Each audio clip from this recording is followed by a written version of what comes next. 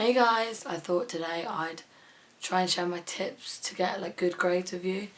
In all honesty, in my A-levels I didn't do so well in Spanish, but honestly, like, these tips helped me so much to achieve A's and A stars in A-level and GCSE. So the first tip I have is honestly get rid of distractions. Get rid of your phone, put it in a different room, give it to your parents.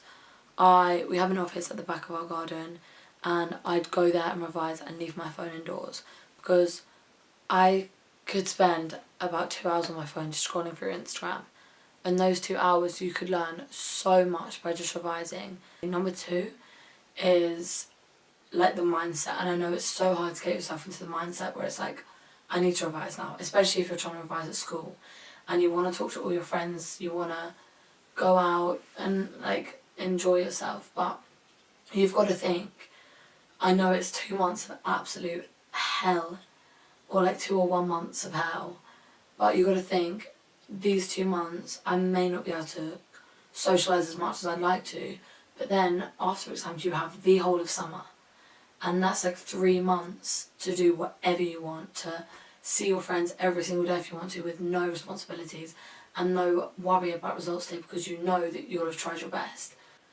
Even if you put in like 2 hours a day or 3 hours, literally every little bit helps. Just don't put it off. My number 3 tip is past papers. Honest to God, past papers help me so much. Like, I remember in one of my biology exams for GCSE, about half the questions were just from past papers.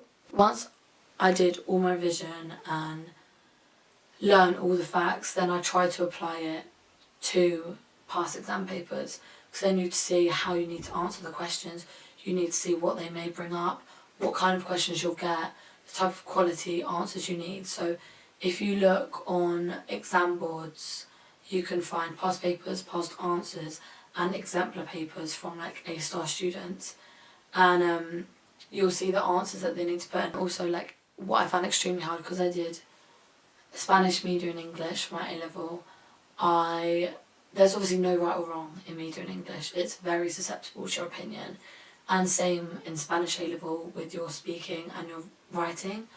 But what you got to do, I mean, I was lucky to have teachers that actually cared and wanted us to do well, but if you can, or like if you have parents or family friends that are good in that subject, write essays from past papers, or think of essays yourself and give them to your teachers to mark. Number 4, honestly, use online resources, things that other people have made. There's a website, I'll link it below, called Conqr.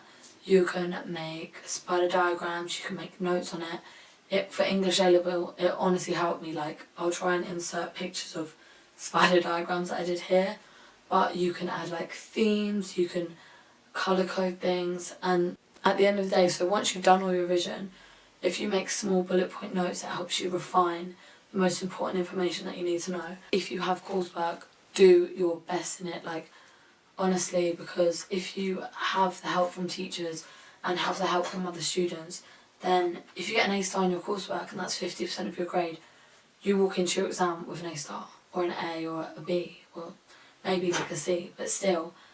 And then, so if you get an A star in your coursework and you get a C in your exam, it equals out to like a B or an A. Number 5, I don't really know where I'm at, but for me, a thing that really helped was audio learning.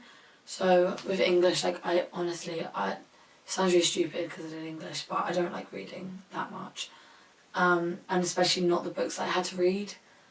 I mean, I like The Handmaid's Tale, but we had to read like Othello, and that was not a bit of me, so I downloaded audiobooks.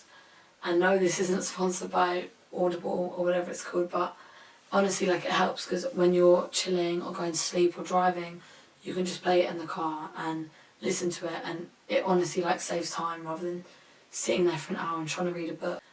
Also, what I did for my Spanish speaking and for certain things, I'd record myself saying facts or saying my presentation, and then listen to it when I go to sleep. You need to find your style of learning and make sure you use that to your ability. If you're a visual learner, then do spider diagrams, watch YouTube videos of people explaining stuff. That really helped me for English GCSE and Science GCSEs. Like Mr. Bruff, I think it's called. But his videos for English helped me so much, and there were like science videos. If you have textbooks, use them to your advantage. For science, I did notebooks for each individual subject, so like chemistry, biology and physics, and I split them into different sections, but this is a textbook written out basically. I literally, because in all honesty I did nothing in the lessons. I did pay for that by having to learn so much in revision, so pay attention in classes if you can.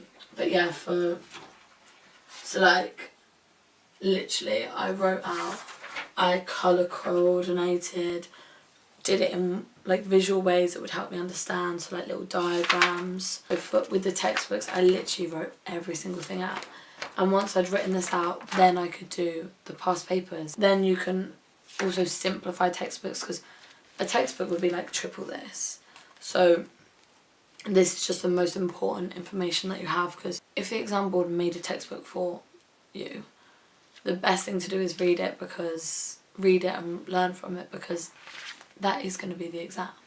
I think this is my last point, but also one of the most important things to do, especially for essay writing, is to know terminology.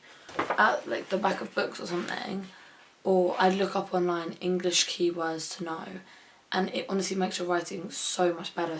Like with poetry, assonance, asyndetic caesura, clause, deixis, deixical verbs, all this stuff, like what the hell is a deixical verb? Like honestly, but if you put that in, they will be like, just one word will signify to them.